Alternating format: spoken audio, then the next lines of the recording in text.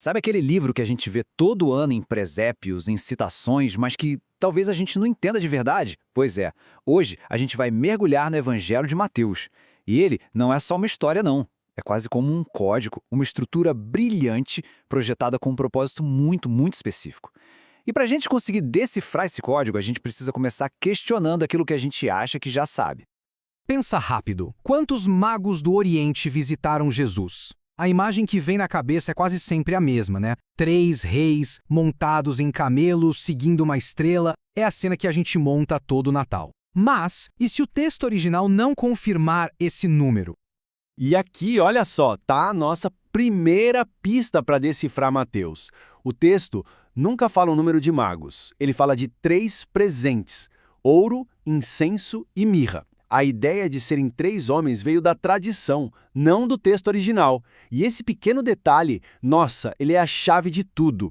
Para entender Mateus, a gente precisa separar o que a tradição nos contou do que o autor de fato escreveu. Então, o primeiro passo para fazer isso é entender 2 coisas que são fundamentais. Quem estava escrevendo este evangelho e, talvez o mais importante, para quem ele estava escrevendo. Bom, a tradição diz que foi Mateus, o apóstolo, aquele que era coletor de impostos. Mas o próprio texto nos dá um retrato ainda mais detalhado, o de um mestre muito meticuloso, quase um arquiteto da palavra. Ele conhecia as escrituras judaicas de cor e organizava tudo com uma precisão impressionante. Isso sugere alguém como um escriba, um estudioso, que encontrou uma nova fé. Alguns estudiosos até acreditam que o autor deixou uma espécie de assinatura escondida nesse versículo aqui. Ele se descreve como um escriba que tira do tesouro dele coisas novas e velhas. É a descrição perfeita da missão dele, né? Conectar as promessas antigas do judaísmo com a nova realidade de Jesus.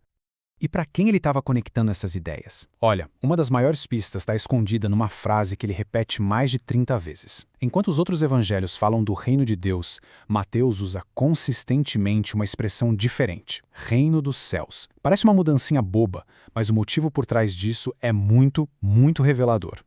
Era um sinal de um respeito profundo. Na cultura judaica daquela época, o nome de Deus era tão sagrado que se evitava pronunciá-lo, então usar céus era uma forma reverente de se referir a Deus sem dizer o nome dele.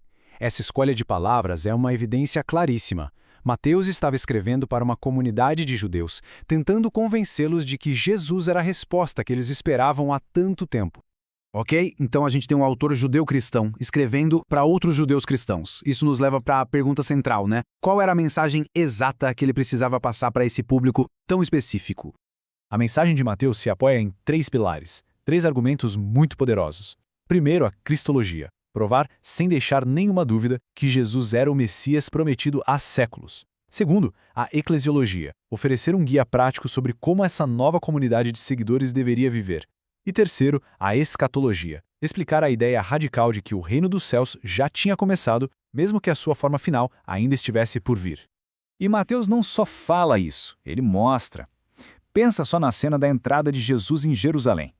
Para Mateus, a escolha de um jumentinho não foi por acaso, de jeito nenhum. Foi um ato deliberado, uma encenação ao vivo de profecias antigas. Era um sinal bem claro para os leitores dele dizendo: aquele que vocês esperavam finalmente chegou. Mas a genialidade de Mateus não está só no que ele diz, mas em como ele organiza tudo. O evangelho dele não é uma coleção aleatória de histórias. É um projeto de arquitetura desenhado com uma simetria e um propósito que são, nossa, incríveis.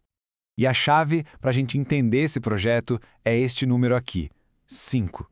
Por que 5? Porque para o público dele, o público judeu, 5 era o número sagrado dos livros da Torá, a lei que foi dada por Moisés. Então, ao estruturar os ensinamentos de Jesus em 5 grandes discursos, Mateus estava fazendo uma declaração muito ousada. Jesus é o novo Moisés, e ele está trazendo a interpretação definitiva da lei de Deus. E aqui estão eles, os 5 pilares que sustentam o evangelho inteiro.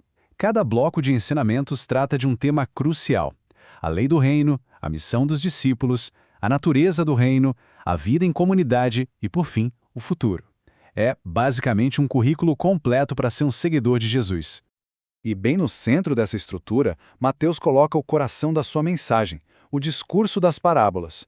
Ele usa essas histórias que parecem um enigma para revelar que o reino não chegaria com trompetas e exércitos. Não, ele chegaria de forma silenciosa, quase invisível, como uma semente crescendo debaixo da terra ou um tesouro que ninguém vê. Então, quando a gente junta tudo isso, o autor, o público, a mensagem e essa estrutura genial, o que a gente tem no final? Por que esse evangelho, em particular, se tornou tão fundamental para a igreja lá no começo e por que ele ainda ressoa tanto hoje?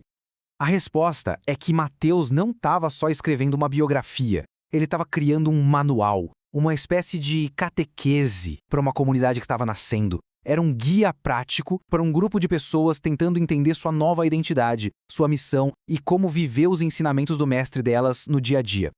Então, se a gente fosse resumir, o que precisamos guardar sobre o Código de Mateus? Primeiro, ele é a ponte, conectando perfeitamente as promessas do Antigo Testamento com a realidade de Jesus. Segundo, ele apresenta Jesus como um mestre definitivo, a autoridade final sobre a vontade de Deus. E terceiro, ele nos oferece o projeto, um modelo para a vida em comunidade.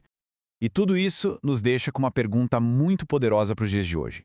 Se o Evangelho de Mateus foi um manual para construir uma comunidade transformadora há 2000 anos, a pergunta que ecoa até hoje é: o que esses mesmos princípios estão construindo, ou o que eles poderiam construir, no nosso mundo agora?